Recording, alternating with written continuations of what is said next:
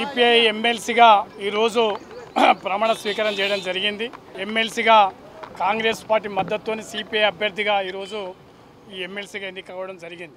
దీనికి మరి ముఖ్యమంత్రి గారికి, అదేవిధంగా ఉప ముఖ్యమంత్రి గారికి, రాష్ట్ర పిసిసి ప్రెసిడెంట్ మహేష్ కుమార్ గౌడ్కి మరి అభినందన తెలియజేస్తూ, అదేవిధంగా మా సిపిఐ జాతీయ మరి కార్యదర్శి వర్గానికి, అదేవిధంగా సిపిఐ రాష్ట్ర కార్యదర్శి వర్గానికి అభినందన తెలియజేస్తూ, ముఖ్యంగా శాసన మండలిలో ఇవాళ కమ్యూనిస్టు పార్టీ ప్రాతినిధ్యం రావడం జరిగింది. దీని పరంగా ఇవాళ మరి ప్రజలు ఎదుర్కొన్న సమస్యల మీద, ముఖ్యంగా రైతాంగం కానీ, కార్మికులు కానీ అనేక సమస్యల మీద శాసన మండలిలో గలం ఇప్పడం జరుగుతుంది.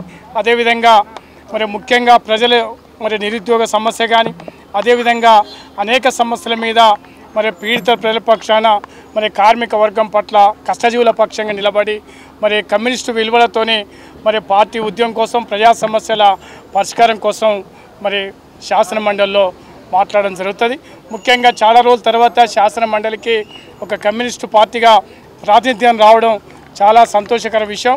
మరి గతంలో అనేక మంది యోధులు ఉమ్మడి తెలంగాణ రాష్ట్రంలో కమ్యూనిస్ట్ పార్టీ నాయకత్వం ఉన్నటువంటి మరి శాసన మండలిలో మరి అటువంటి సాంప్రదాయాన్ని మరి కొనసాగిస్తాం.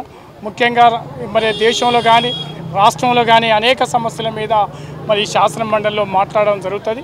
దాని పరంగానే కమ్యూనిస్ట్ పార్టీగా ప్రజల పక్షంగా నిలబడి ప్రజా సమస్యల మీద గలమిప్పి అణగారిన వర్గాల కోసం నిలబడతామని సందర్భంగా ప్రకటిస్తాం.